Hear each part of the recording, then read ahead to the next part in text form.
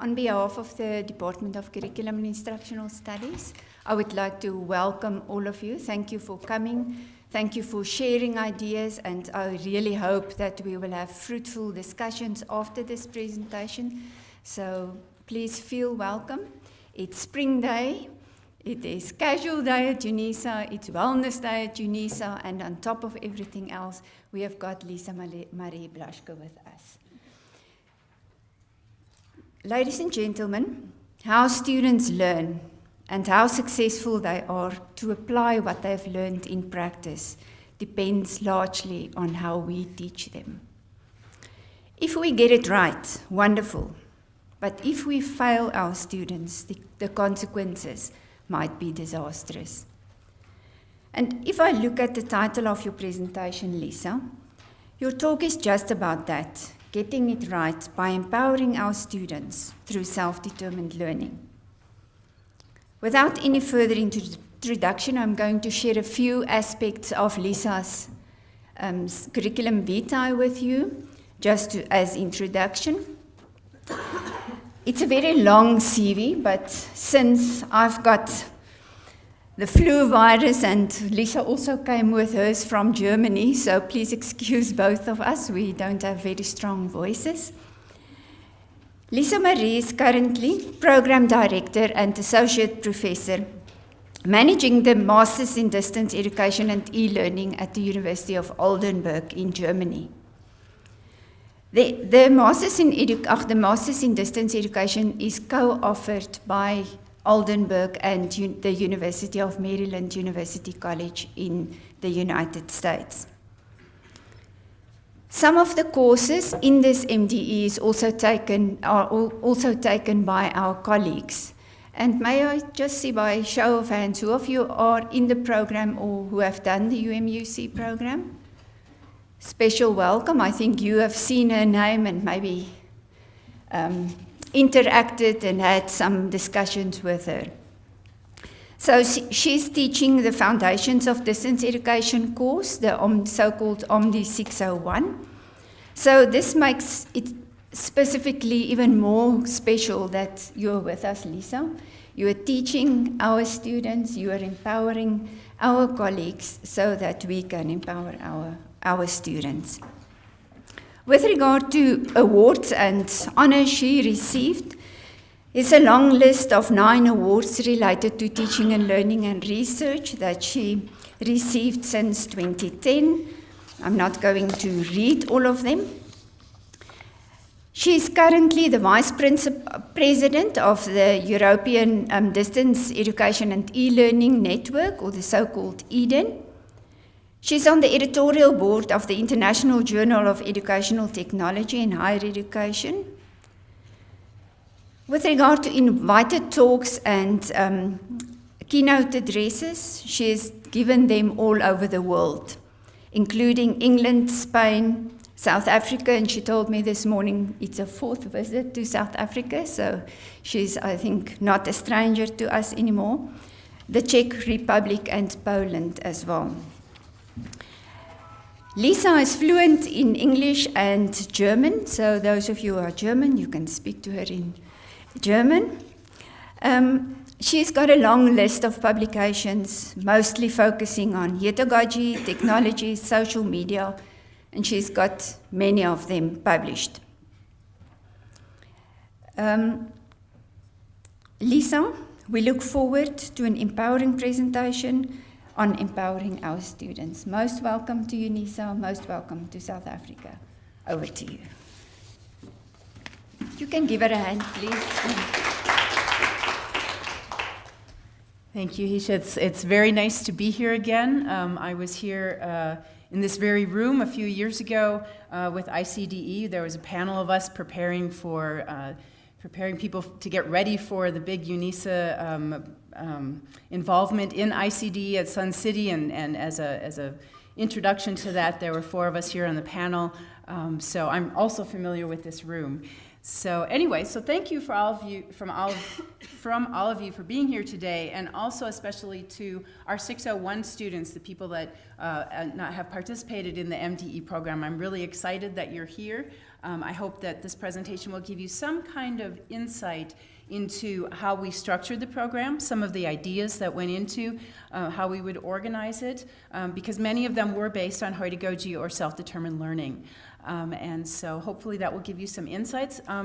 For those of you who are teaching, I hope this will also give you some insights into your teaching practice, ways that you can perhaps adapt your practice in order to support self-determined learning.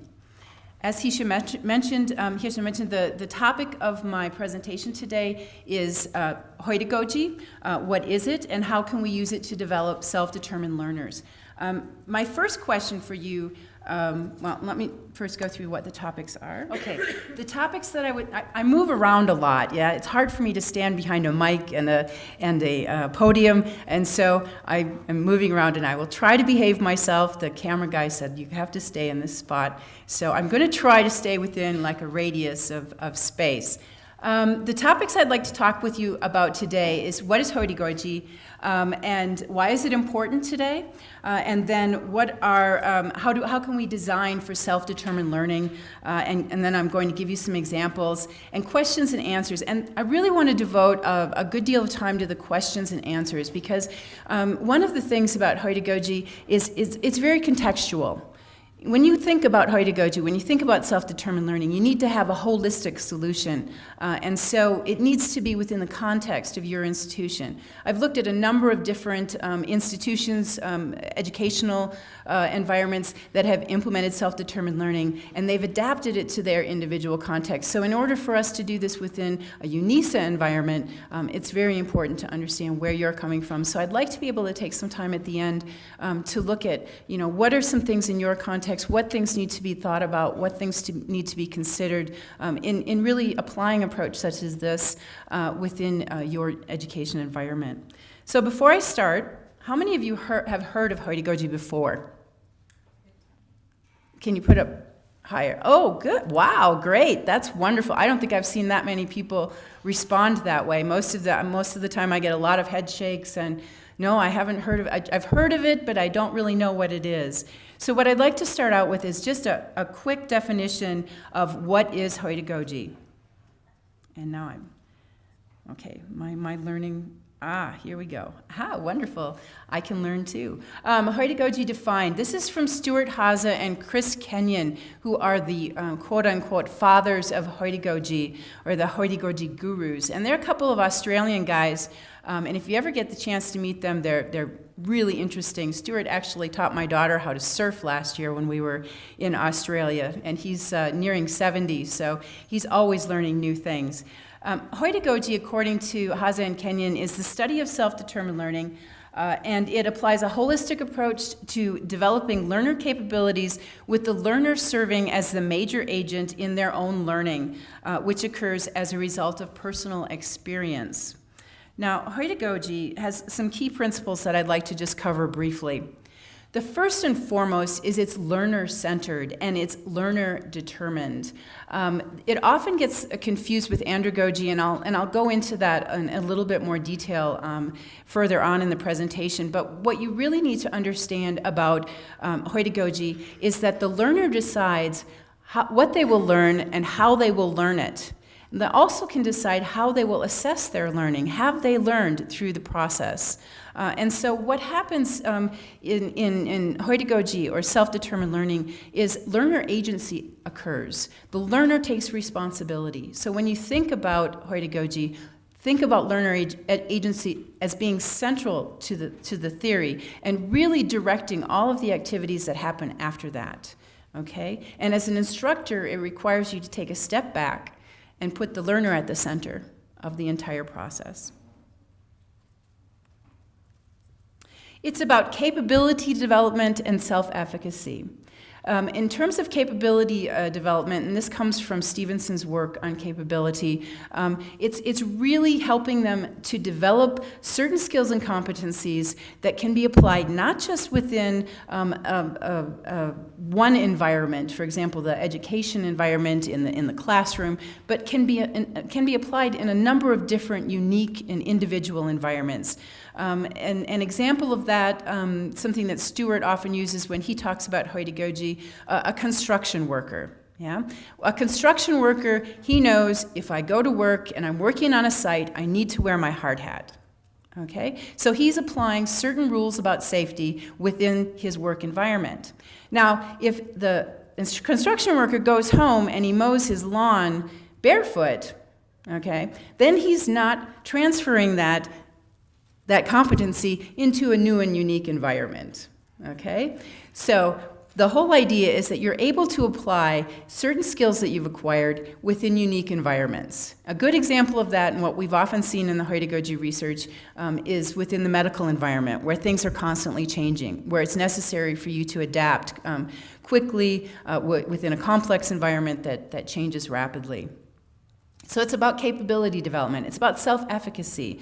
It's about helping our learners really feel responsible for their learning. Yeah, it's about encouraging them, giving them the opportunity to make mistakes. Okay? Self-efficacy comes from learning from our experiences. It comes from us being able to adapt to new experiences. So capability development, self-efficacy, also very key. And by giving the learner agency, you're actually pushing them toward the direction of developing their capabilities and becoming more self-efficacious. Okay.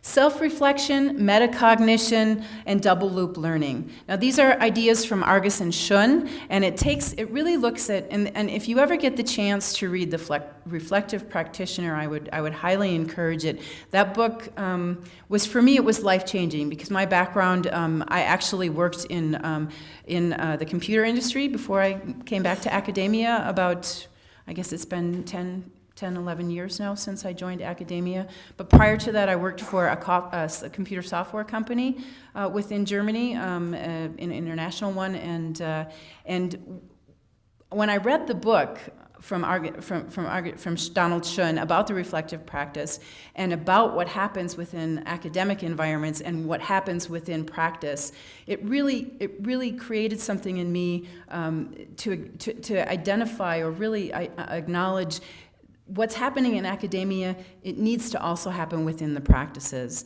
And the book really looks at how can we help people to become reflective practitioners. And I think for our students that's very important, because what we're trying to do is we're helping them to not only reflect upon what they've learned, but how they've learned it, and then how they can apply that within new environments. So Heutagogy focuses on the metacognition, critical thinking, not just thinking about what I've learned and reflecting on that, but thinking about how can I apply this in new environments, how can I apply it in new contexts, what have I learned from a course that I've taken, and how has that affected my ideas, my thoughts, my viewpoints on the world. It's not just about what you've acquired as a learner, but it's how you've integrated that into your understanding of your environment.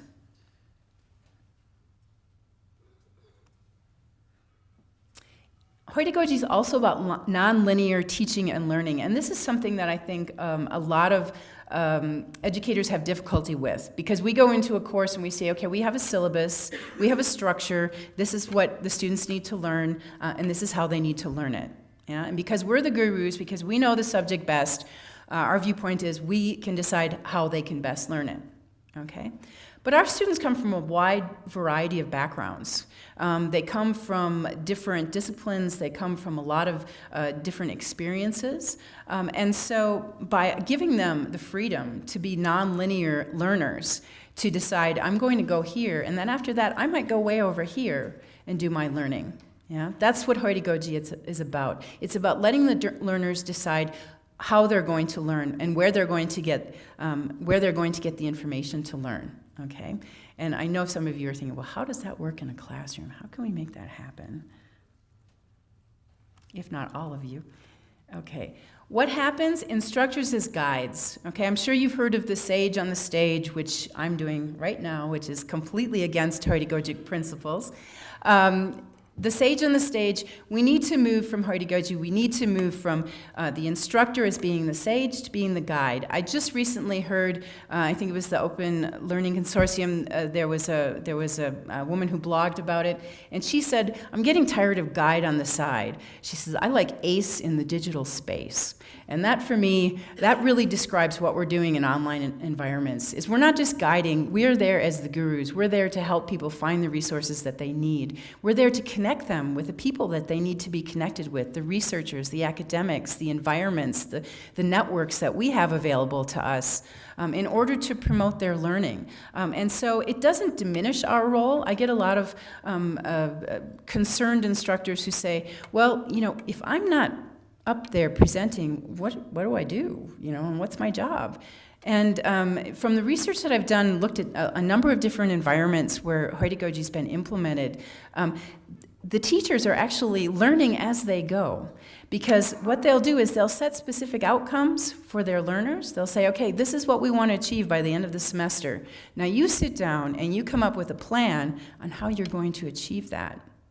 And then what the instructor does is they monitor that in the sense of they come back, the student comes back, gives the feedback, says, this is what I plan on doing.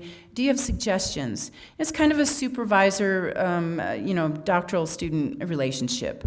And so this is basically what we're aiming for with heutagogy, is the instructor being the guide, as being the ace. Yeah, really the person that's guiding the learner through the process. And we did, the first heutagogy conference was held in Prague, I think it was 2013.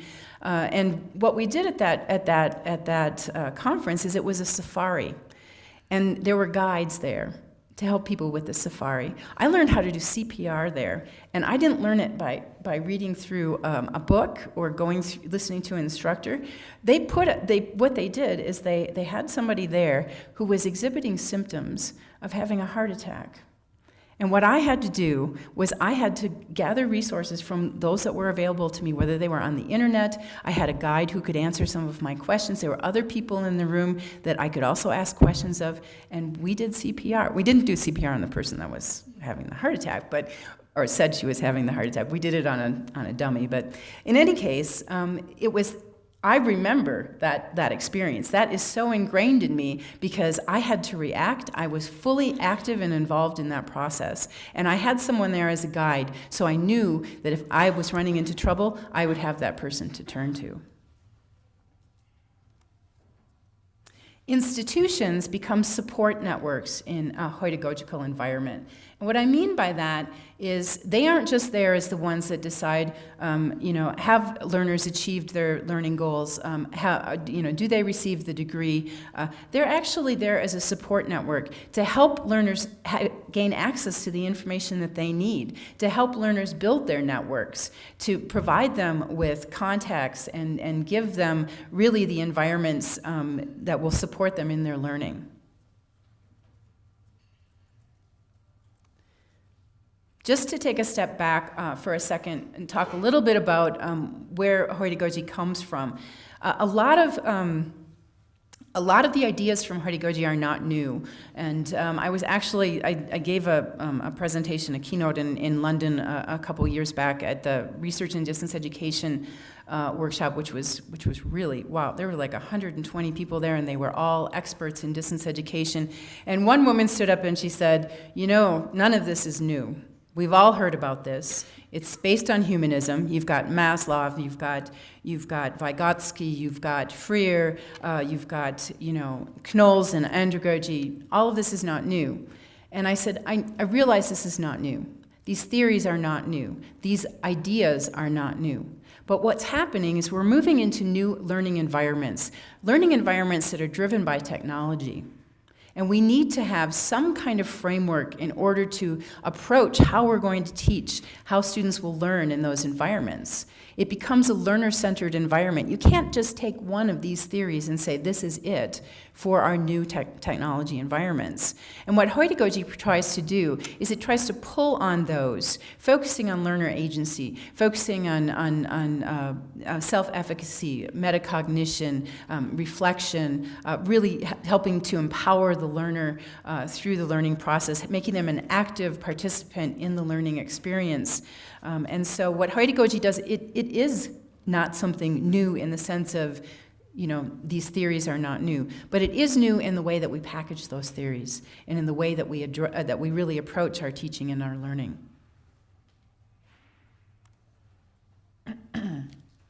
Many people view Heutagogy as a continuum. Yeah, you start at pedagogy and you move up through andragogy up into heutagogy. And pedagogy is basically what you're looking at is you're saying, okay, this is, we're basically providing a highly structured environment where we're teaching our students what it is that they need to learn. And the student doesn't have a lot of agency, doesn't have a lot of autonomy in making decisions about their learner. And you move into the next level of andragogy, where you're looking at, what Knowles, the ideas that Knowles has about self-directed learning. And what you're doing is you're giving more freedom to the adult learner to make decisions about their learning experience, about how they will learn and what they will learn. When you reach heutagogy, the learner has taken full control. They're making the decisions about how they're going to learn, what they're going to learn. And these are the kind of people that our governments, that our companies, that our business people want to have within their organizations, people that can make decisions. And I know entrepreneurship's a big movement within Southern Africa.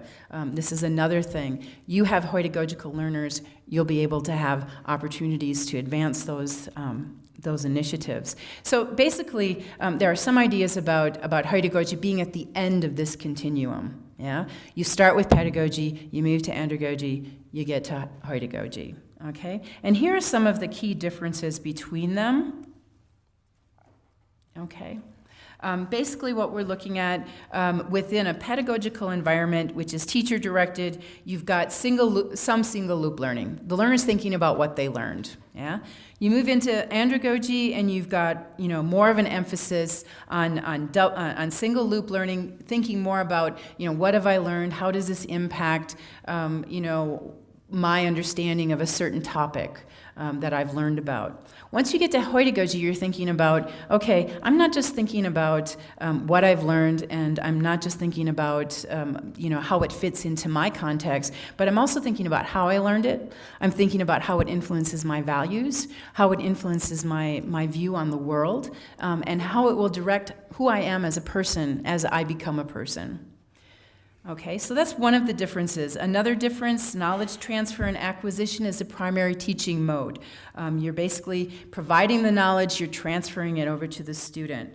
And then in andragogy, you're focusing more on the competency development, and in heutagogy, more on developing capabilities, helping learners be ready to work in unique environments.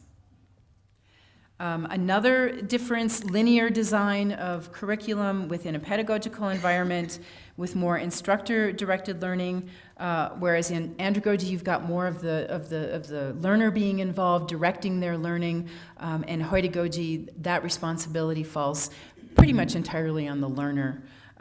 And then instructor-directed, getting students to learn content is pedagogy, and then andragogy, instructor-learner-directed, where both are involved in the actual instruction, and it's getting them to learn and to really focus on, okay, I'm going to learn, what am I going to learn? And then with heutagogy, how am I going to learn it?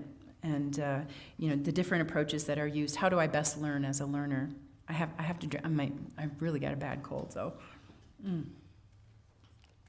Now there are other viewpoints about this, and I did have a slide in here, and I took it out because I wasn't quite sure how much time I was going to have today. And it's a picture of my son when he was 3 years old. And when my son was 3, do you guys know Playmobil? Playmobil? Yeah, familiar with that? Castle. He wanted a Playmobil castle, and at that time they cost about 120 euros. And I was like, I'm not going to buy you a play. Wait for your birthday. Wait for Christmas. I'm not going to do this. So he was not happy with me about this decision, and so he went up to his room. He's been in his room for hours. I didn't hear from him. I went upstairs and said, Andre, what are you doing up there? And he said, oh, Mom, I've built my own castle. And he did. He took a garage, and he put some flags on it, and then he put people, and then he created different Lego objects, and he created his own castle. Okay? And one of the things that Stuart argues when he talks about heutagogy, because Stuart is not a supporter of the PH continuum, Stuart Haase, he believes that all learners are self-determined from the get-go. We want to learn. When we're born, we want to learn. And so he basically argues that what we do then is we put them in school systems that force them to become passive learners, that put the teacher in the guru position that says, okay, this is how you learn, and this is what you should learn. Okay? Now, there are contexts where that may be necessary, but I've seen contexts within, for example, Australia, where they've done it with young learners, and it's amazing. I mean, even the teachers come away from these experiences and they say, wow, I didn't think my students had it in them to do this. Yeah, I didn't think they could do this. A good example, I was in Australia at the School of St. Michael's in Brisbane, and what happened at that school is they introduced heutagogy, they introduced self-determined learning, and what they did was each student had to come up with a contract at the end of the school year, and for the entire school year, and it was the topic was big history, and they had to take a topic related to World War II. And what these students did was they said, okay, we're going to do this. Some of them came up with some individual, each came up with their own learning contract, but they worked often individually, they worked collaboratively to come up with a way to meet the learning outcomes, what needed to be addressed in terms of big history in World War II. And I saw what they did, and what they did is they went out into the community, they interviewed people that had been in World War II from Australia. They basically built a museum that had all of these artifacts from all of these different people, because the people were like, oh, take this, this is something that I brought back with me from the war. Of course, not handguns or anything, but they had all of these artifacts for these students to take, and these students saw a whole different perspective about the war, and it wasn't a book reading perspective. It was a real perspective on what had happened, and from people that had experienced it. They documented it. They created, within one of the basements, which I was able to tour, they created this museum that represented what it would have been like to work in the, to experience the, what's the word? It's when you're in the, somebody help me here, on the front line, yeah, and you're in that space. Trenches, thank you. Every once in a while, a word fails me in English, and it's really embarrassing because it is my mother language. But I do speak a lot of German in my day job. So in any case, they created what the trenches look like. And then they created descriptions of them. And what happened was they got funding from the local organization that supports, the Rotary Club, I think it was. And they got the funding to continue to sustain this. So not only did they learn something, they passed something on to students that came later that were able to benefit from that experience and learn from what they learned. And they did this on their own. This is the really cool thing, this is not something where a teacher said, I think you should do this. I think you should create a museum. I think you should. These kids met together and they started coming up with ideas. You're talking grade school kids, yeah? So it's really exciting to see the things that can happen once you let go of the control and give it to your learners. And so the argument that Stuart puts forward is our students are self-determined from the get-go. And it's not something that they, don't have at a young age. So why is heutagogy important today? Well, one of the reasons that I already brought up one of the things is our businesses today require heutagogical learners. They require self-determined learners. They require people that are going to think on their feet. They require people that can adapt to really complex, quickly changing environments. As I mentioned before, I worked in the software industry before I came to academia, and the thing that interested me the most when I was there, the company was about 1,000 people when I first joined them, and then it went international. And at that point, we went from 1,000 people to 10,000 to 25,000 within the space of about 5 years internationally. And so huge need to get people on board. Yeah. And what interested me is that the company had certain hiring practices. They only wanted to hire doctors. So they'd only hire people that had a doctorate. You had to have a doctorate, and preferably in physics, in order to work for the company. And so we'd get these people in, and they would be all very intelligent people. I mean, they would be smart. They would be, well-read. They've done their doctoral work, and so they're really smart people. But you put them into this environment and software industry, I don't know how many of you are familiar with the software industry, it changes like this. One day you're going in this direction, the next day you're going in this, then somebody comes up with this, and you have to be always on top of your game. Yeah? And if you're not, you fall very quickly behind. And what I noticed happening is that there would be people that would come in, and they would hit the ground running. They'd get into that environment, and they'd be able to identify who they needed to contact, who they needed to, how they needed to get their work done, and hit the ground running. Then there would be those who I would say they dove. Yeah, they got in. It took 6 months to get them to be even a little bit productive. They needed hand-holding. They needed mentoring. They needed somebody there to answer all of their questions before they made a move. And this was very frustrating. And of course, it cost a great deal of resources from a human resource perspective, and getting these people upboarded, to get them on board to be productive within the environment. And they would flounder. And it was always interesting to me, now, why is it that this person hits the ground running and this person doesn't? And for me, heutagogy answered that question, because those people that hit the ground running were self-determined learners. They knew how to adapt. They knew how to take things that they learned in another context and to apply them into a new one.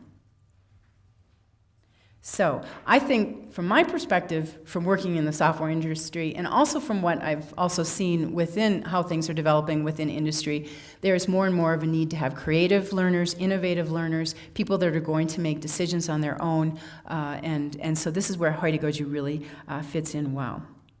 Another thing that's happening is there's changing educational paradigms.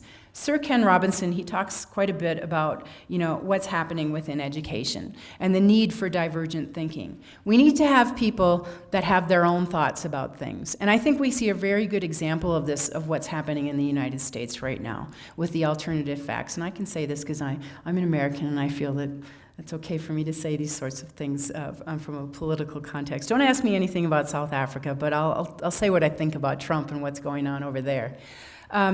We've got a lot of people that have come from an educational system where they're taught to be passive learners. And I see these learners. I get them in my graduate classes. I get students that don't want to take the initiative, that don't want to make decisions about their learning. Yeah? And I push them to make those decisions and to be more thinkers, to critically think about what it is that they're saying, not just regurgitate what's in the text, but to think about it. Do I really agree with this? And if not, why don't I agree with it? And we aren't getting that in America. And a good example of this, and I just read about this the day before I left Germany, Harvard, Princeton, and Yale, professors from these three institutions just put out an open letter to their students.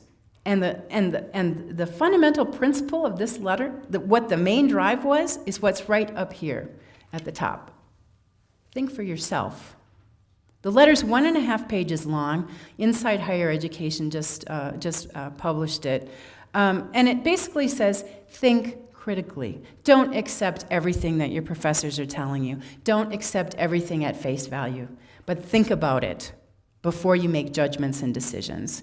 And I think we're doing our students a disservice because from the beginning, from when they enter grade school, we aren't telling them think for yourself. We're telling them think the way we think you should think. Okay, so I think there's changing educational paradigms being influenced not just by what's happening in education, but what's happening also within our political and social environments.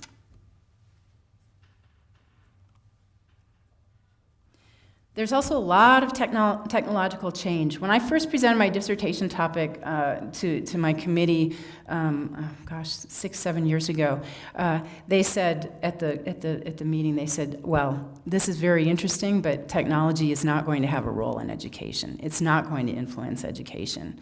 And I think what we're seeing now is that just isn't the case. Yeah? Technology is hitting education, and it is influencing education. And we need to think about how can we use this technology? How can we use it to further our students' learning? And I'm going to talk about that next.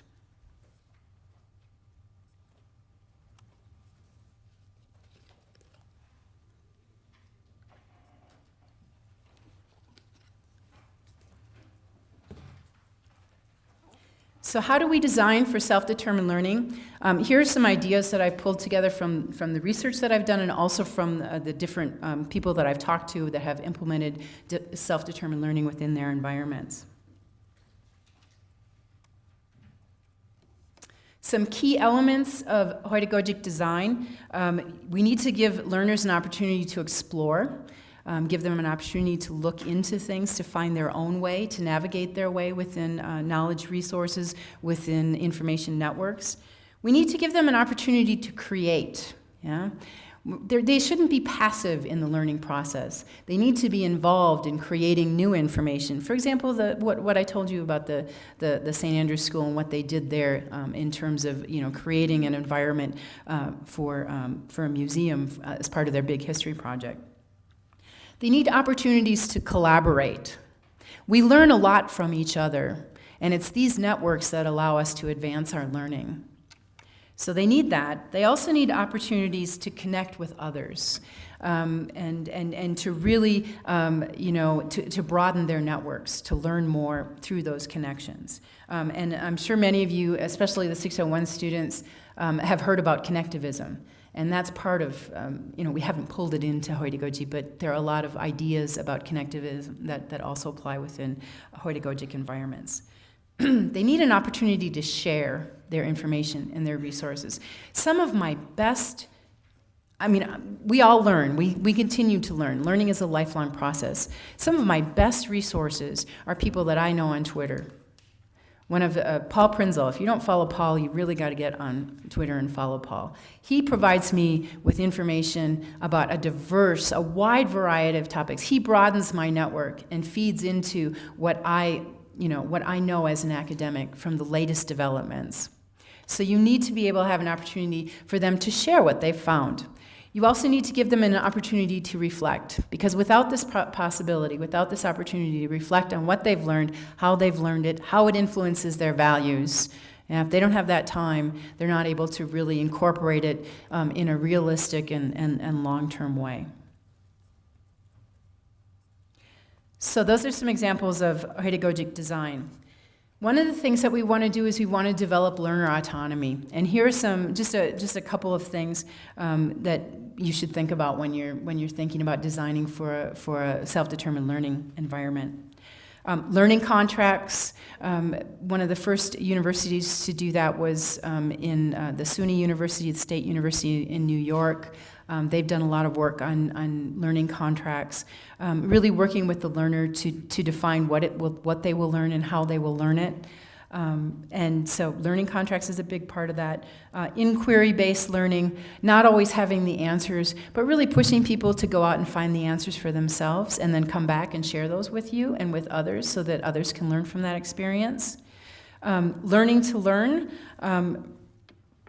Sometimes we have to put our students back into a place where they have to learn all over again. And so it's really pushing them to go out and to find the things that they're interested in and to learn about them.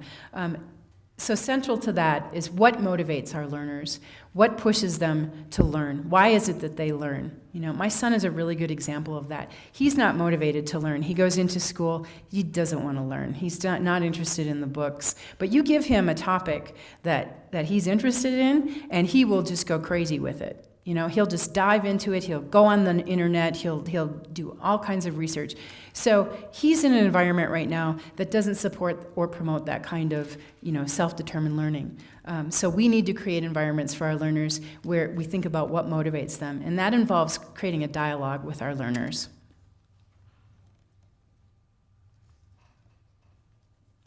We need to let learners create and play. And I know that sounds a bit like, oh, well, this is something that we do in grade school, and I know the picture is kind of, you know, well, it's kids playing with blocks.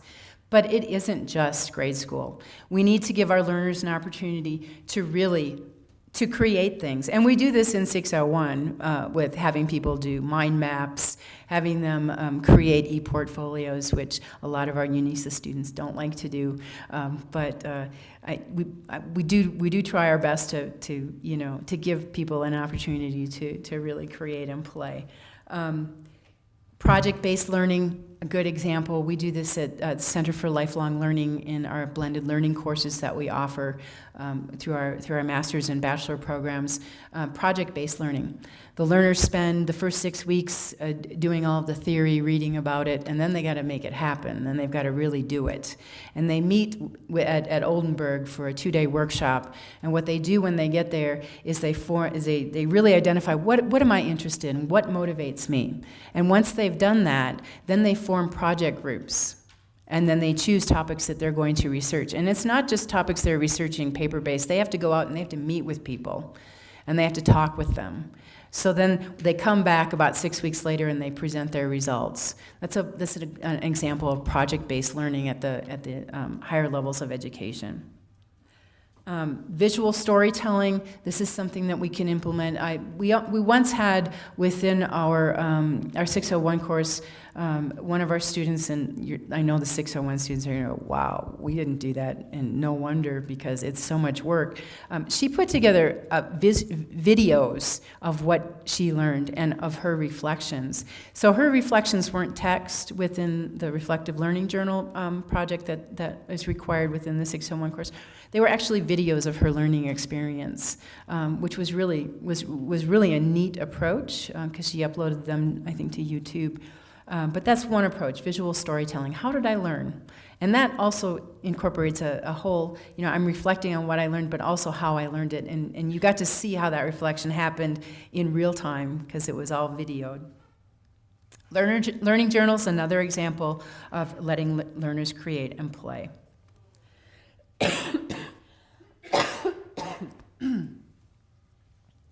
Okay. Encouraging reflection is another thing that needs to be focused upon. Sorry, just a second.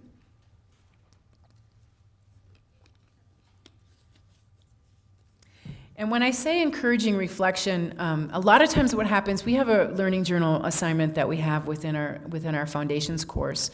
And a lot of times what will happen is our students will start off by saying, well, I learned this, and I learned this, and I learned about that, and that was interesting, and I thought this theory was interesting, and I liked this idea.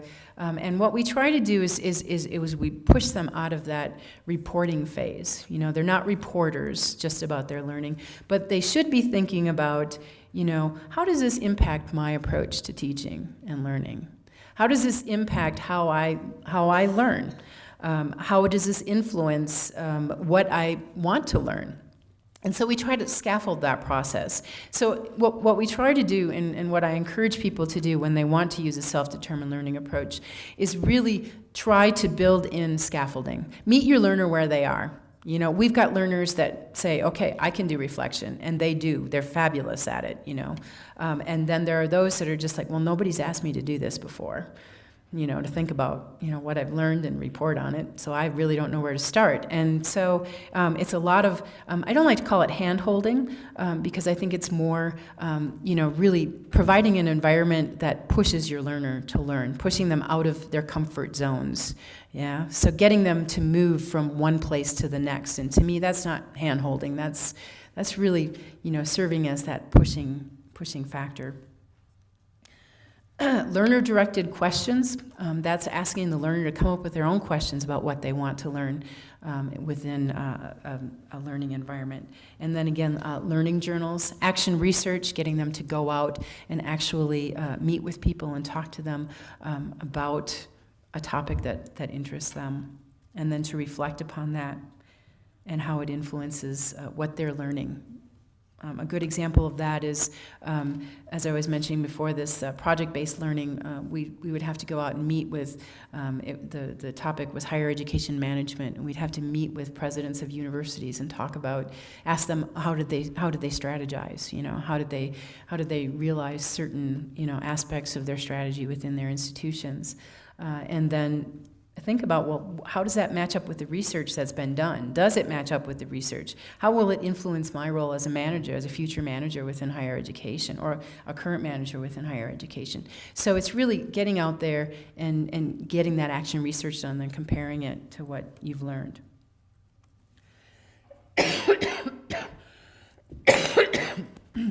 Sorry. Wow. Okay, empowering collaboration and creation, other aspects, things you need to really focus upon within a self-determined learning approach. Again, maker spaces, working together. One example that I've used before within presentations is the use of, and now of course the name just totally evades me. It's the software that the kids all use to create different worlds. It isn't Second Life. It'll come back to me. In any case, creating environments where they can create, where they can actually create and build things together. Another example of empowering collaboration and creation is group work. And I know everybody hates group work. We get a lot of pushback about that in our courses at the MDE. But the reality is in this kind of technologically advanced society, it's really necessary to be able to do group work. And as an academic, most of the people that I work with, I don't work with face-to-face. I work with in an online group environment.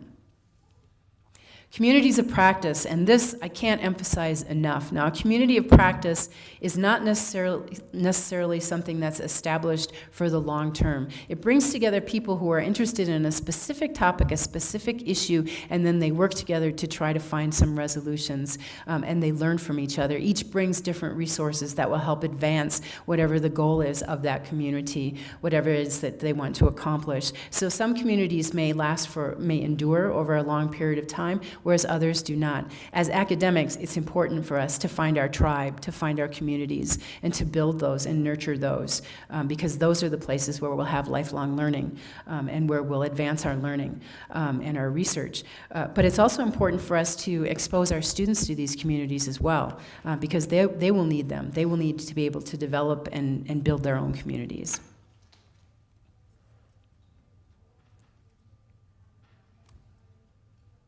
Building skills and competency. This is my daughter, okay? We were in Sweden in June, and we went canoeing, and we got in the canoe, and the guy said, well, there's gonna be some rapids coming up, can you handle them? And my daughter said, yeah, sure, no problem. We get in the canoe, and we're paddling down, and I said, honey, have you canoed before? And she said, well, I did when I was 5. And I'm like, okay, all right, now we need to think about how we're going to approach this, yeah? She's a teenager, okay, and any of you who have teenagers know that you can't really there isn't a tried and true approach to teaching teenagers anything, because you're never quite sure how that it's going to, be taken in. So what I did with my daughters, we basically scaffolded the learning process. We started slow things. We started really the basic things, building on her skills, how to position with the paddling. Once she got the paddling down, we moved into how can she control the water, how can she move the canoe, which involved a lot of turning around and going backwards. But by the time we hit the rapids, she was confident enough to be able to apply those. So what we do in self-determined learning is we really are building skills and competencies, and we're trying to meet our learners where they are. And sometimes we don't know where they are. I didn't know my daughter could canoe, and she was really good by the time we got to the end. And so some of the ways that we can do this, and what we also do in 601, is skill building activities, giving them opportunities to develop their skills, identifying goals, helping them to, to identify parameters for learning within their learning approach, social networking, gaming, also other examples for how to build skills and competencies. Allowing learners to define success.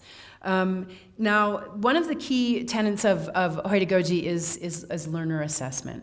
And this is a major stumbling block for educators, for institutions in adopting the theory, because they don't like that students are making decisions about whether or not they've learned, okay? That students are assessing what they've learned and if they've learned it. We do a lot of peer-to-peer assessment within the MDE program, not so much within the 601 course, but in other courses that are in the program, where peers will evaluate their peers. And when I've done those courses, for the most part, I would say 99% of the time, people are really honest about what they were able to accomplish and what they weren't able to accomplish, and what they learned. And also, they were very good evaluators of their peers, and sometimes shockingly so. And so, where sometimes I might have given a learner the benefit of the doubt, whereas they were much more hardline, because they're working together toward a common goal. And so, sometimes the peers will be the most brutally honest, more so than the instructor. Formative assessment, also very important, giving feedback so learners can apply that as they go through the process. Not just giving feedback, okay, this is your grade, this is what you've achieved, but to provide feedback that is going to help form them, build their skills over time. Again, learning contracts is also important, and giving them an opportunity to self-assess their learning. Using open learning environments, providing them an opportunity to build, to use open educational resources, to participate in things like massive open online courses, and to use open networks where information is available out there. So those are some examples of using open learning environments. This is an example of a design process that Stuart and I put together for a heutagogy, where we start looking at first, setting up a learning contract, looking at how this work will be assessed, what the learner wants to achieve, what kind of activities they'll undertake, and then what kind of outcomes, and then that being an ongoing loop feeding back into the learning process. It isn't just something that you define from the beginning, because if you remember, heutagogy, self-determined learning, is a nonlinear process. So you may start with the process and then you may change it as you move along. So that's just an example of a heutagogic design process. And now I would like to show you some of our examples from 601. Now, 601, just to give you a little bit of background, it's a foundations course of distance education and e-learning that's offered through the University of Maryland, University College, in partnership with Oldenburg University. And a few years back, we sat down and we said, well, we need to redesign this course because it's not meeting our students' needs. Our students need to really see how theory applies. There's a bunch of new theories out there we got to bring in somehow, a lot of new technology that we got to introduce them to. How are we going to do that? So what we did is Jane Brindley and I sat down and we said, okay, these are the learning outcomes that we want to achieve at the end of the course.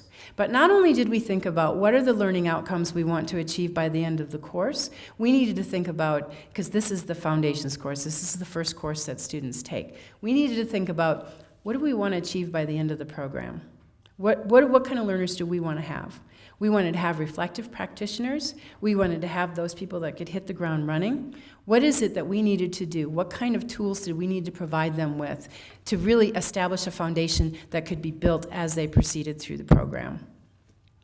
So what we did is we came up with skill building activities. We looked at really how we could incorporate different social media to realize these different goals that we had in terms of research, interaction, collaboration, and reflection. And so I'm going to show you some of those examples. And as I said, we used social media in order to realize these. Okay, but first I'm going to talk a little bit about social media before I show you the examples. Now, heutagogy came up in the year 2000, okay, and that's when Stuart and Chris sat down and said, okay, these are the key elements, the key principles of heutagogy. Things like, learner-centered learning, capability development, self-recognition, metacognitive learning, nonlinear design. Okay, when I first got introduced to the idea of heutagogy, I thought social media fits to this. Social media, what's happening on the internet, it aligns well with this, and it supports this theory. And that's when Stuart and I first started to get into our discussions and interactions about the ways in which technology can further self-determined learning.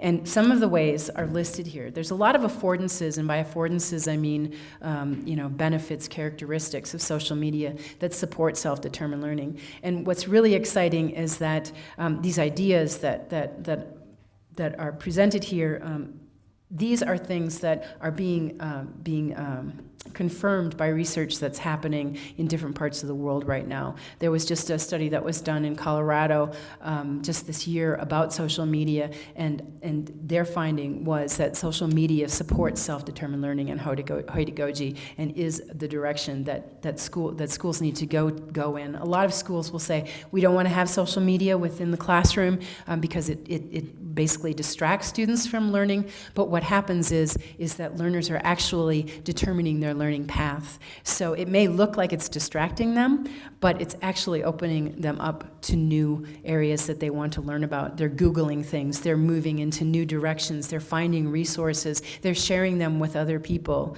An example of that, my daughter and I were in London at a conference, and I got really annoyed with her because she kept using Snapchat and kept sending pictures, and I was just like, come on, honey, look, it's Big Ben, come on, get in the mood, get in the moment. And she said, Mom, I'm sharing this with my class group, and I'm doing this all in English because her class group is, they're German, and so they're learning in English, and they're being exposed to all of these pictures that she's sharing in social media.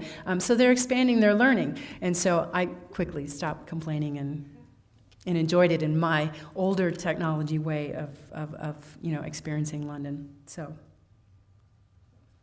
some examples of how we've done it in the classroom in 601.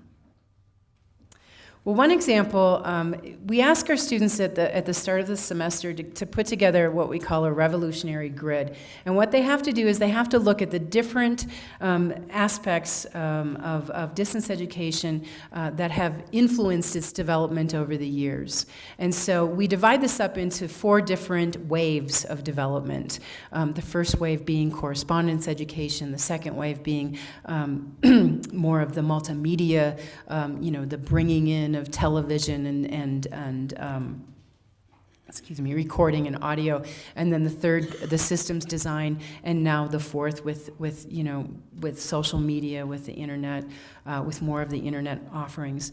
And what we ask them to do is we ask them to look at things not just from a technological perspective, but from a theoretical perspective, from a political, social context. What were the key factors that influenced the development of distance education within these individual waves? Now they can decide within their groups how they're going to attack this.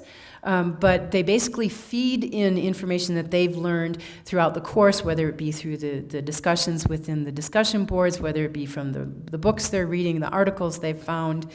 They need to identify who are the key shakers and movers during that wave, who were influential. So these are things, and they do this within Google Docs. Okay, or I guess it's Google Drive now, but they go in and they create this, and many of our students come out at the end of the semester and they say, wow, I could never have done this on my own. I could never have brought together all of these resources on my own, and I'm going to use this throughout the program because it gives me an overview of all the theories that I need to know, and it gives me the technology within each of the different waves, what were the important factors that influence the development of distance education, and we also encourage them to expand on it further as they move through the program. And what you see on the bottom are skills that with this social media can be built upon. Jane Brindley and I did an article or research on social media and different types of social media and how you can classify and categorize it, and then came up with a matrix of what skills can be developed based on different types of social media, and that's from the research that we've done. E-portfolio, now this is really the center of the activities that we have students do. They need to find an online space. They need to go out and they need to find a space where they're going to present themselves. And this will be something that they build upon as they move through the program. And then at the end of the program, they'll be able to use to show people, this is what I've accomplished. Future prospective employers, this is what I can do. Yeah? I can create an online space. I can, I've done research. Here's the results of research that I've done. I can create audio. I can create video. I'm familiar with the different tools that are necessary. I can do costing plans. And so all of this is basically stored within their e-portfolio. This is a challenge for many of our students. I have a lot of students that say to me, well, tell me exactly what I have to do. And I say, well, it's your space, you can decide. And they don't like that answer because they want to know what they have to do to get a good grade. And we do, of course, have rubrics that basically outline what they have to do, but I don't tell them what exactly they have to do. So it's an unnerving experience for many of our students that are not familiar with technology and online spaces. Another example of the use of social media that we have is Twitter.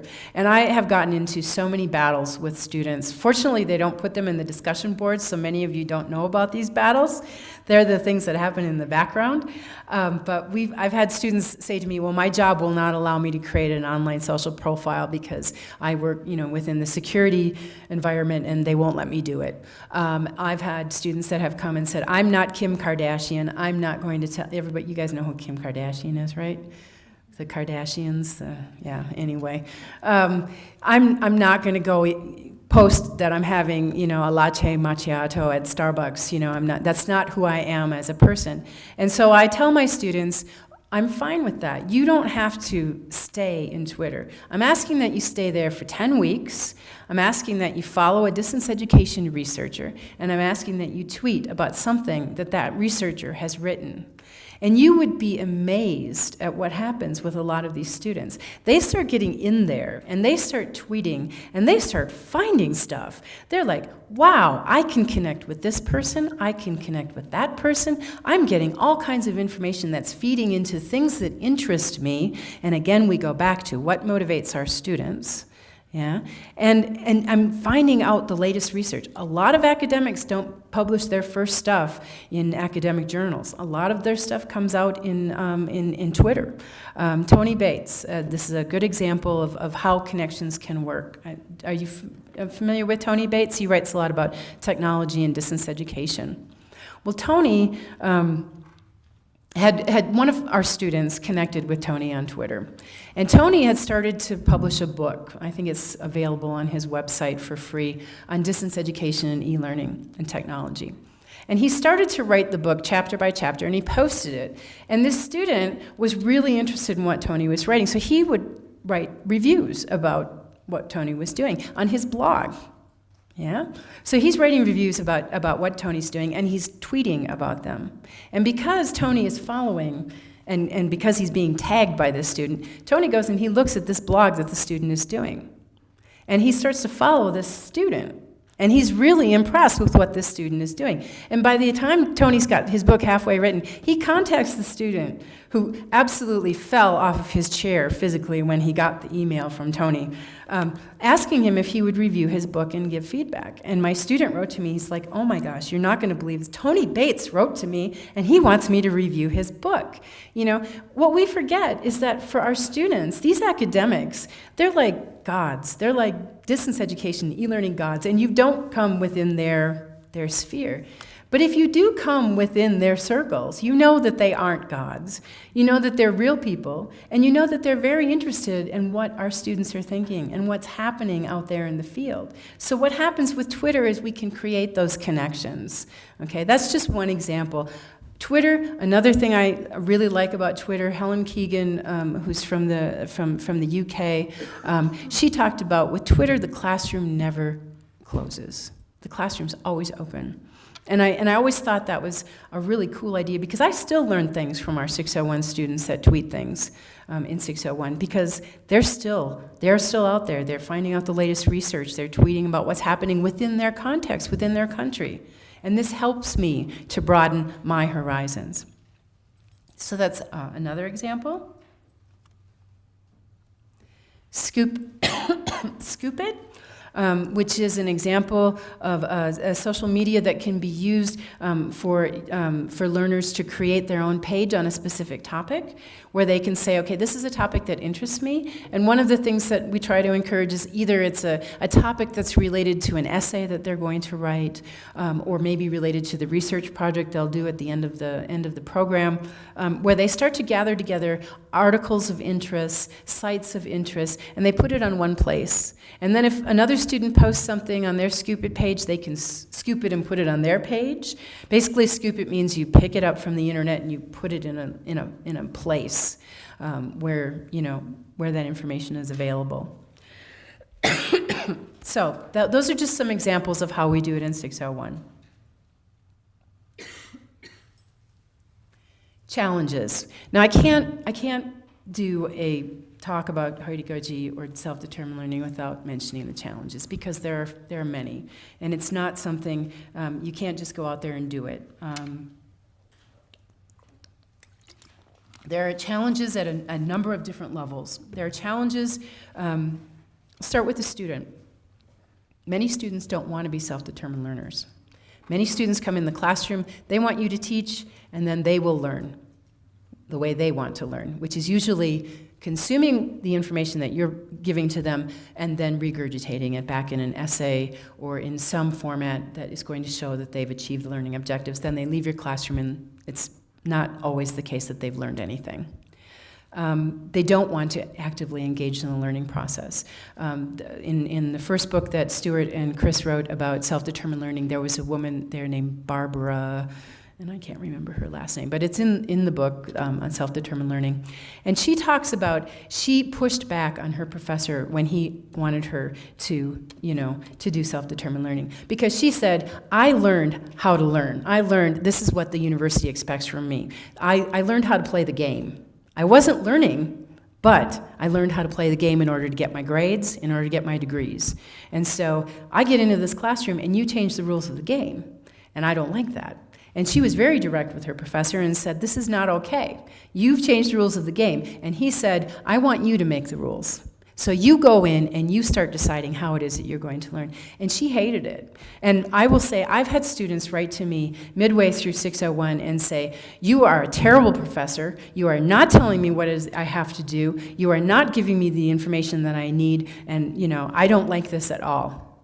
And then I get, for the most part, I often will get apologies at the end of the semester saying, I didn't understand what you were trying to do, but now I get it. And you pushed me out of my comfort zone in ways that I never expected and forced me to engage in things I never had to engage in before. And, and now you guys are going to stand up and go, well, no, that wasn't exactly my experience in 601. But I do get that kind of feedback, and I would be very interested in hearing the kind of feedback that you guys provide too. So there are a lot of challenges with heutagogy. One of the key challenges is the student, moving them out of their comfort zone, getting them to buy into the theory. The good thing is that most students, once they start learning in that way, and I have a student who was a PhD student when she came into the program, she's one of those who wrote to me and said, I don't like that you're not telling me exactly what to do. She has her own master's program, and she was redesigning and recreating a new one, and she said that after she took the 601 course, it gave her so many ideas on how she needed to redo her course and redo her approach to her program, because she wanted to really create personal learning environments for her students. But the experience of being moved out of her comfort zone helped her to really adopt a kind of self-determined learning approach. So that's one example of a challenge that you will get. You will get pushback from students because they've learned how to learn and they don't want to learn any other way. Another challenge that that people will run into is the instructor. The instructor doesn't want to let go of being the sage on the stage. They don't want to let go of making decisions. It's an uncomfortable place for an instructor, and most of the instructors that are doing heutagogy will say that they didn't feel comfortable in the beginning. And they you know that hair that stands up in the back of your neck when you're moving out of your comfort zone and you're kind of going, ooh, butterflies in your stomach. Okay, I'm kind of navigating this, but I'm good at what I do, so I'm going to just kind of go with it. I've had people in Israel tell me this. I've had people in Australia tell me this. I've had people in South Africa tell me this. Moving in that direction, you know that you're doing the right thing, that you're giving your students responsibility for their learning. But this can be challenging because it moves you out of your space, because you don't know, here we're out again, but so that's another example of where there are challenges. The institution may also cause some difficulties in implementing this kind of approach. We've had people say, well, if I'm going to really do heutagogy, then I should be assessing my own work and not the professor. And as I said, this is one of the major stumbling blocks because institutions want to retain the right to make decisions. And so I think this is one of the major reasons why heutagogy or self-determined learning hasn't been adopted, except in, for example, vocational school environments. They're real big on heutagogy. But I also do want to mention at a lot of the presentations that I've done, people will say, oh, well, that's really nice, but it doesn't fit for higher education, or that's really nice, but it doesn't really work for grade school, or that's really a nice idea, but it doesn't work for high school. So I've had every type of educator tell me, that's really nice, but it doesn't work. But I've also had educators at all levels tell me, it does work. So it's just continuing to push it in your environment, in your context, and trying to make things happen. And then to give you just some background on the benefits of heutagogy, these are based on the research that has been done into heutagogy.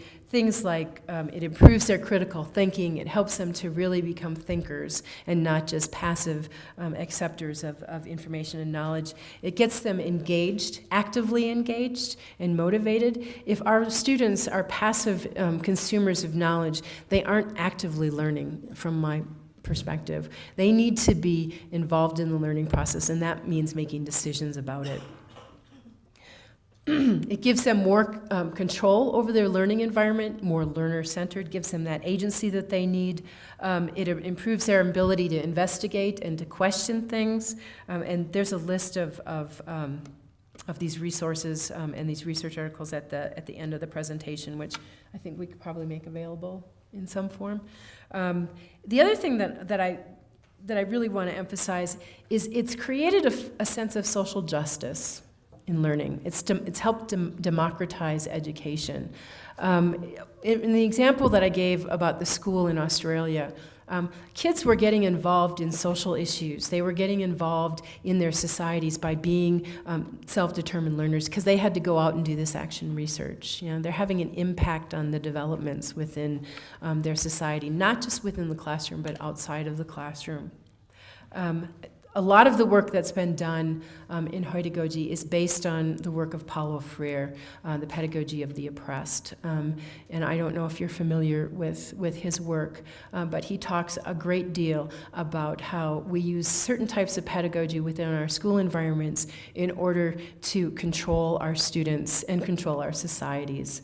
And so his work is really, I think, really influential and is probably of high interest here in South Africa in terms of how you want to really empower our students and move them away from this possible pedagogy of passiveness. I'm starting to lose my voice, so I think it's probably good that I wrap up. Encourages growth and personal development, other examples of how heutagogy can be beneficial. Okay, now how do we make this happen? And here's where I'd like to hear your feedback and your ideas. From what I've done and what I've seen, learners need to create their own personal learning environments. They need to create environments that are sustainable over time. They need one that's a holistic one. If you're going to introduce heutagogy, you need to have the students on board, you need to have the administration on board, you need to have the faculty on board. It needs to be personalized for our learners, and it needs to be contextual. Because one solution that's being offered in the United States is different than the solution being offered in Africa, is different than the solution being offered in the Middle East, is different than the one being offered in Europe. All kinds of factors influence the context. So basically, what is our role as educators?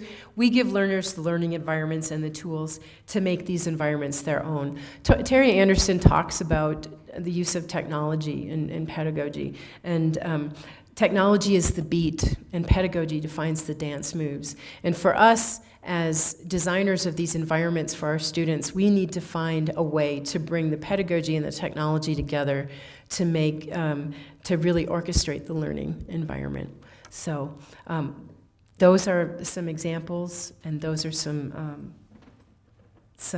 information about heutagogy. And here are some additional resources if you're interested. I also wanted to let you know the book, Experiences on Self-Determined Learning, the proceeds from that, it's actually being offered on Amazon for sale, but the proceeds all go to supporting virtual schools in Africa. We will be offering it in the next 3 months for free through the University of Oldenburg. So keep watching. I don't know if you guys have a site or something. Maybe I can send it to Hirschen. She can send it to you guys. Basically, it will be available online for free. And so we're trying to open up as much as possible. So that's what, but as I was saying, you need to find a solution that fits to your context, and that's what I would like to maybe move into now, is to talk a little bit about what your context is.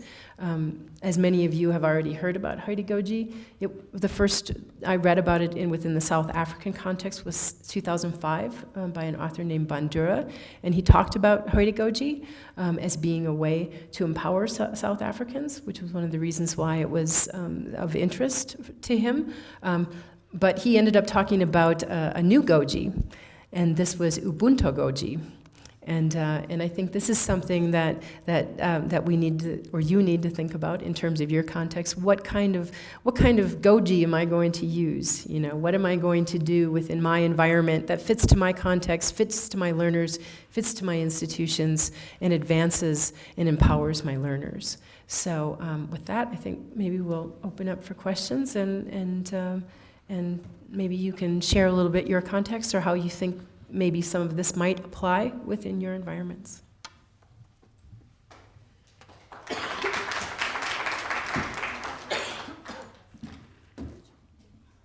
Lisa, thank you so much for a very inspiring and an excellent talk. I like your idea of Ubuntu-goji. Before we, Prof. Tahule will do the official thank yous after the question and answer session, and then I'd like Deneo just to come to the front to talk a little bit about Monday and Tuesday. Lisa is here on Monday and Tuesday. And she will talk about it. And then there's some tea and coffee and something to eat outside, which you can enjoy. So the floor is open for questions and answers, and there's a roaming microphone going around. I'll take 3 questions and then ask Lisa. Lisa, is it fine? That's fine. Three questions? Yeah, okay. Thank you so much for this wonderful presentation. I just want to find out, with Africans in general, especially here in South Africa, it's somehow a rumor is established that they are scared of reading. Can you imagine having to transform those students into coaching? I'm sure it can be a challenge. Can you give us an advice how to lighten up, to take their minds off fear of reading? Because essentially, that's fear of reading. That's why they feel as if it's difficult. Difficult one. Okay, let me think about that. Should I respond to that? Do you want to respond? Sure. You can. I press this, right? Is that what I press? Okay. My son is afraid. Can you hear me if I press this? Just push it. Okay, can you hear me now? Okay, my son is really afraid of reading, okay? He doesn't like to read. My mother always said, if you read to your children when they're young, they'll develop a love of reading. My daughter developed a love of reading, my son developed a love of being read to, okay? So he liked it when people would read to him, but not necessarily the reading. Boria Holmberg talks about didactic interactions with our students. Yeah? He talks about writing in such a way that we aren't presenting ourselves as scholars, but meeting them where they are.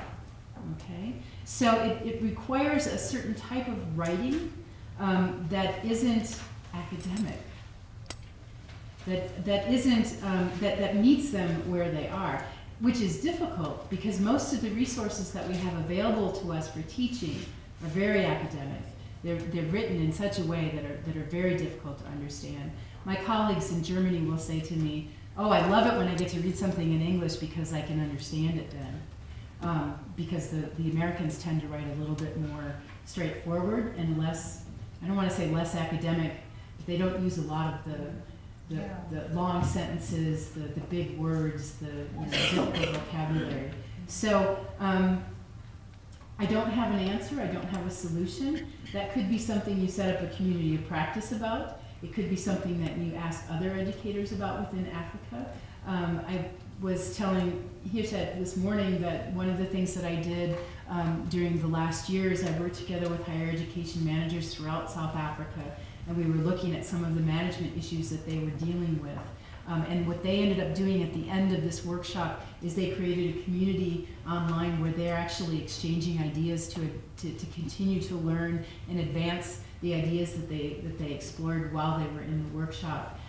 So maybe that's something that you want to do, is to create a community where you gather ideas. But I mean, it's just finding the resources is challenging. My finger hurts. Another question, comment? There's one there at the back. Lisa? Thank you very much. That's one of our UMUC colleagues. Thank you very much, Lisa, and I must also thank you for the experience in the course itself. Fortunately, I completed your course, and I must say it was very transformative for me personally. I think I, like many of the students from Unisa, as what you call digital immigrants. We came into this kind of new environment to learn, and it was certainly a transformative experience. The issue I have is similar to the first question, is that we seem to be, an era of fast food, or everything is fast food mentality. It's easier to order a burger than to make a healthy salad. It's easier for people to communicate via short text language, etc., and then hold interesting conversations. So everything is very fast-paced, and it's almost sort of give me mentality.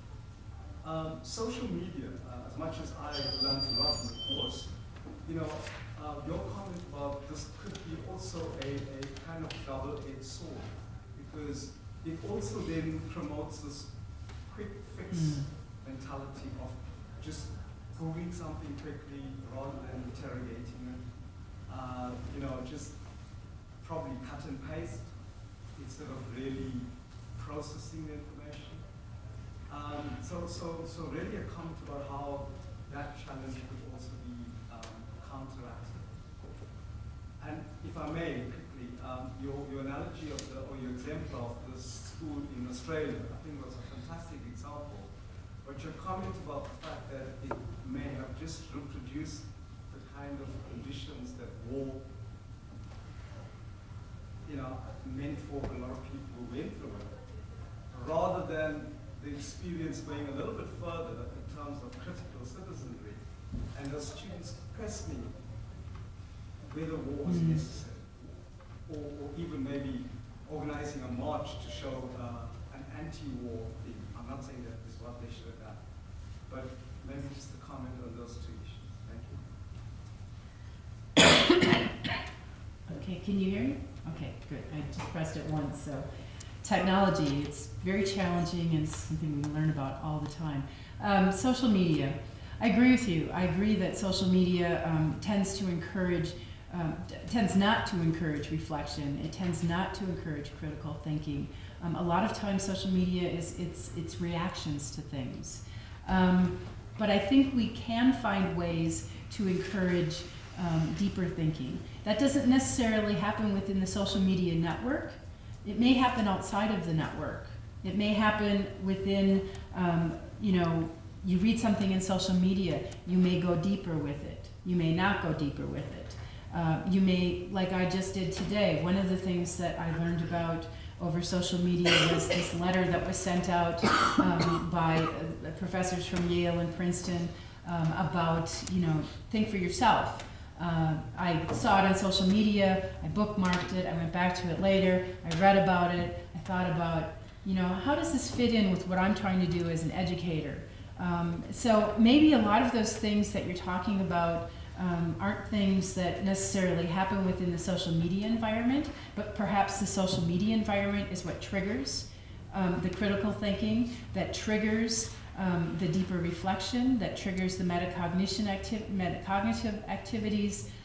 It may not happen within that social media environment, but it may be something that is really the catalyst for change and the catalyst for making your thinking develop and emerge. And sometimes what will happen is social media, you will be thinking about something, and because social media is asynchronous, you'll go back to it. Other people will have commented. This is one of the really cool things I like about social media, is that I'll go back after I've thought about it and I'll see the comments that other colleagues have made, other academics, other researchers, and I'll think, yeah, I agree with that, but did you think about this? And so we extend the conversation. So it doesn't necessarily have to happen in real time, but I think the asynchronous aspect you can maximize that. So that's that's one way, I think, of getting around the only consuming social media in bits and bytes. And I know from my kids are very active on social media. They're all over the place. In fact, they won't be my friend on some social media platforms just because they don't want me to what do they call that when you there's a word for it that Diana Boyd came up with about context collapse. You don't want your mom or your grandmother to be in your social media space because your context completely collapses.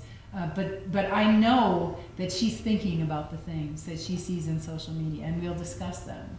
One of the things that came out, there was a lot of social media stuff when President Trump was elected, comparisons between Hitler and between Trump and the different methods that were used.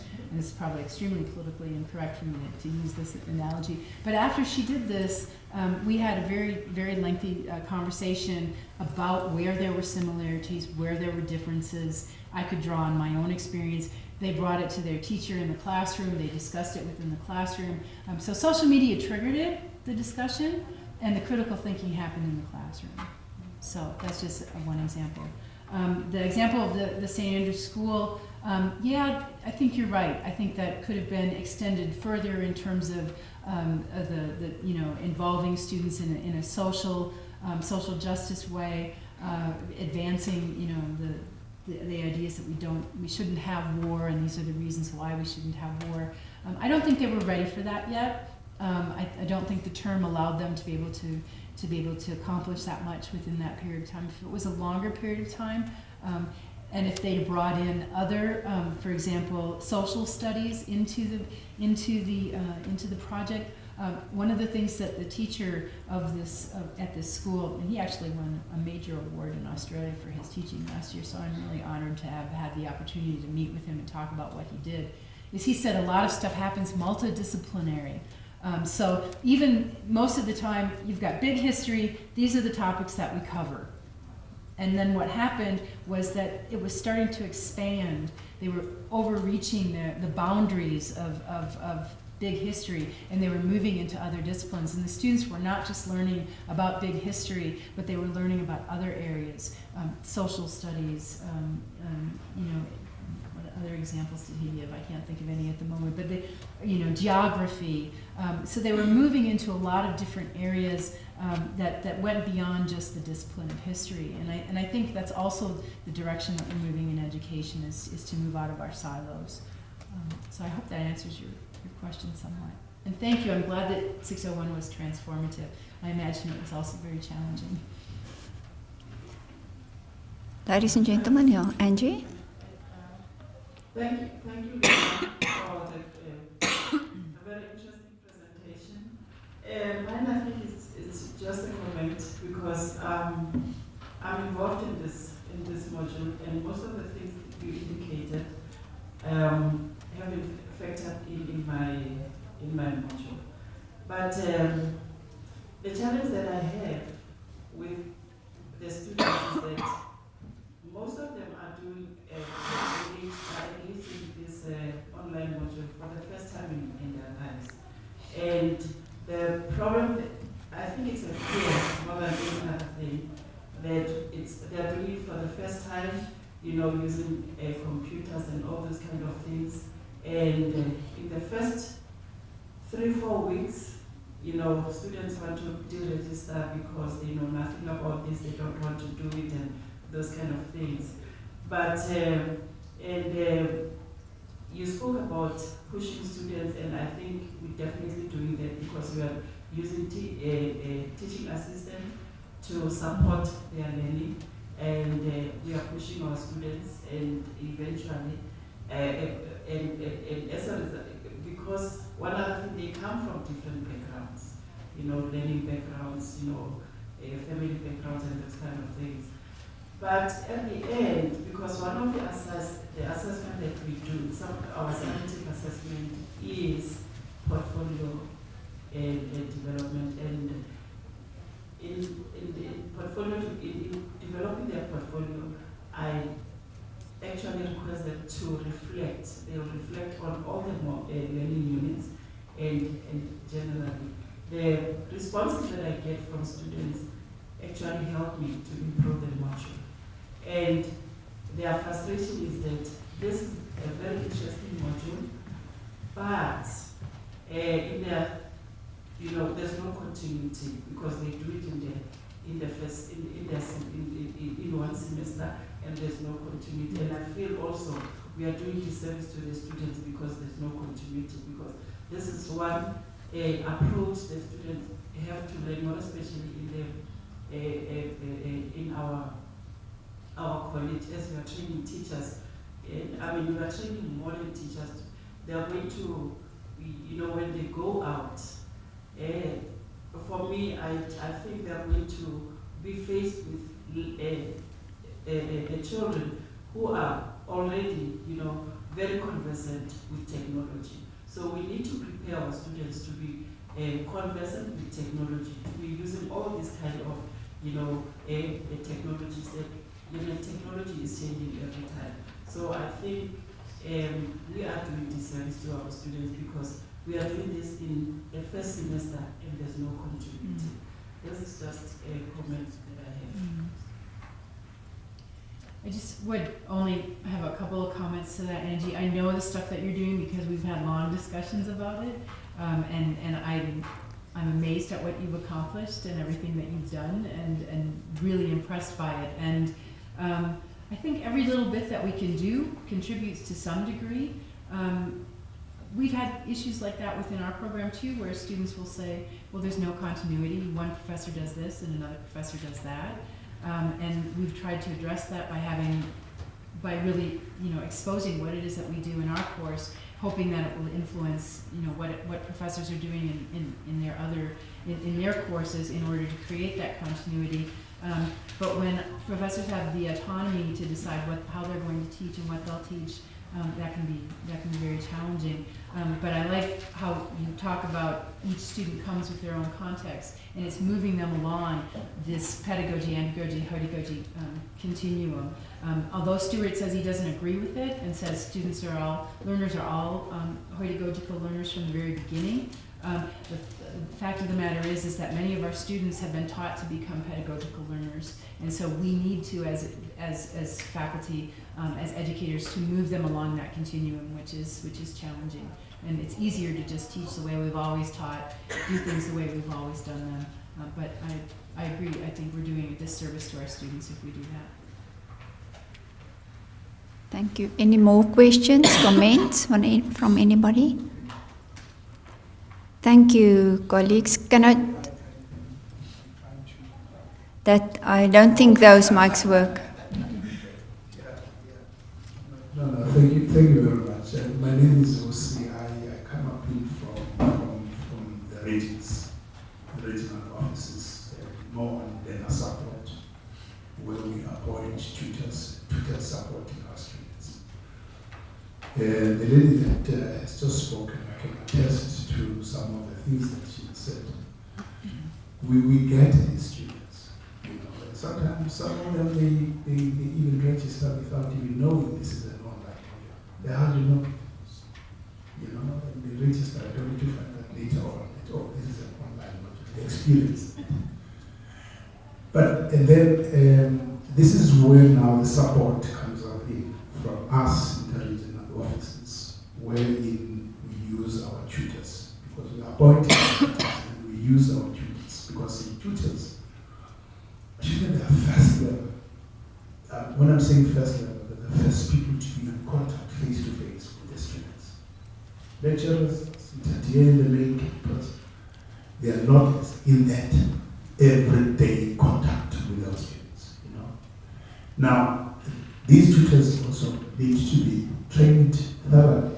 I was modeling into presentations. I wish one day I could even invite you to say, here for a group of tutors, please can you come up in and train my tutors? Because these tutors are the same tutors who are very much closer with our students. Thank you very much.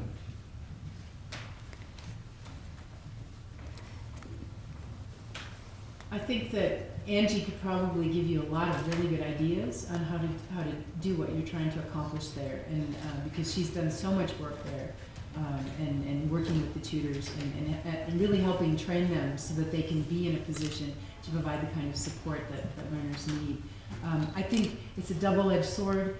If you've got people that are new to online learning, and are also trying to learn at the same time, maybe you want to try to separate that so that you kind of teach them how to do things in an online learning environment first, where they can kind of test it out before they're actually in there to learn, because that only ups the pressure, puts additional pressure on students. If what we're doing is saying, okay, not only do you have to learn the environment, but you also have to learn this course material, to maybe separate those activities, to make them two separate things.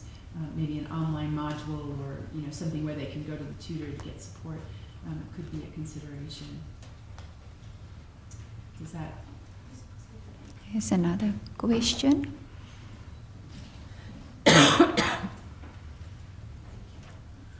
Morning. Thank you very much for the presentation. I'm Ungelo Pagaz from the English Studies Department. What I'd like to know is, from your understanding and experience, how different is what you have shared on self-determined learning to what Steve Wheeler presents on rhizomatic learning in terms of the curriculum evolving? I'm not really familiar with what Steve has been publishing on rhizomatic learning lately. Do you mean the stuff that what is his name? Dave, that Dave Cormier is promoting? He came up with the rhizomatic learning stuff to begin with, right? I think that it was Dave that came up with it. The focus is more on the fact that the learner determines the curriculum, and that is where I always find myself having a problem, because we are in an institution that has a curriculum that has already been determined, and we've got outcomes.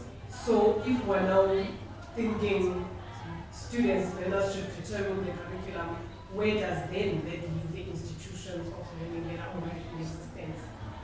I think we can introduce a lot of heutagogic approaches within our teaching without going the full 100 yards to go 100%, everything's going to be self-determined learning.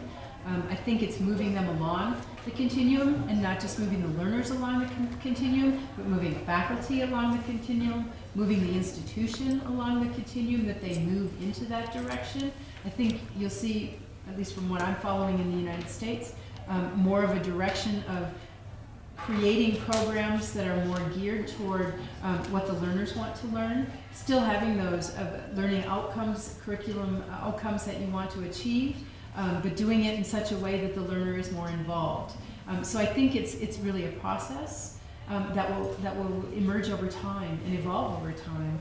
I don't think our education institutions are going to be the same as they were today, what they are in 100 years. I think there's going to be major transformation happening, and I think technology is going to play a major role.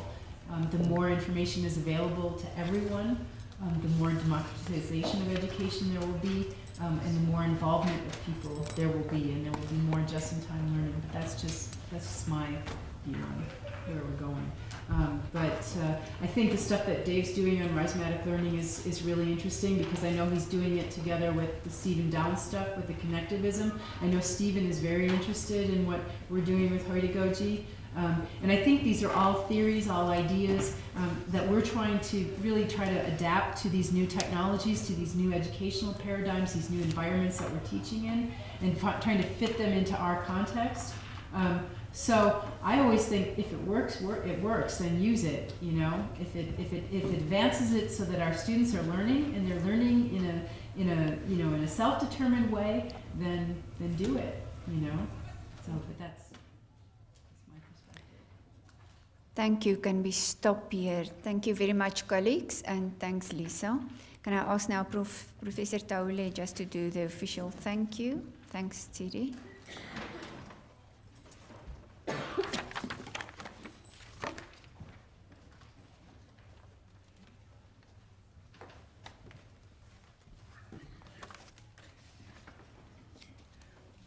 On behalf of the Department of Curriculum and Instructional Studies and the College of Education, we would like to thank you, Lisa, for talking to us about self-determined learning, self-efficacy, and the nonlinear teaching and learning approaches.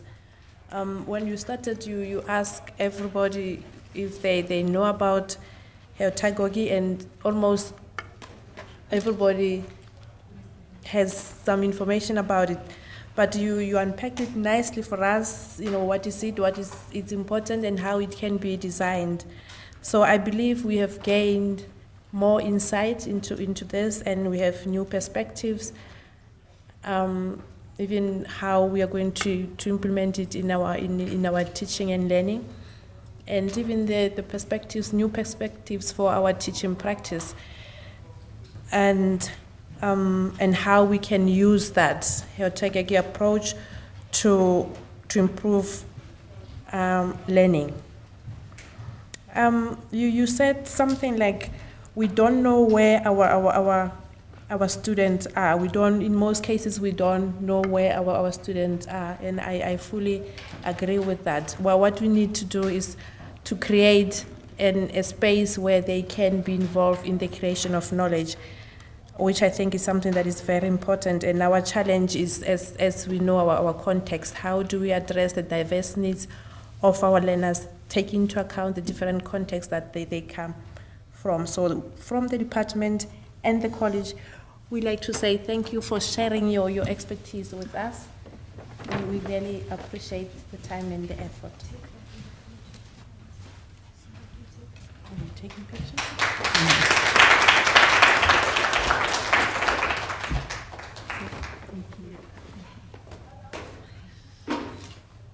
Can I just have one more?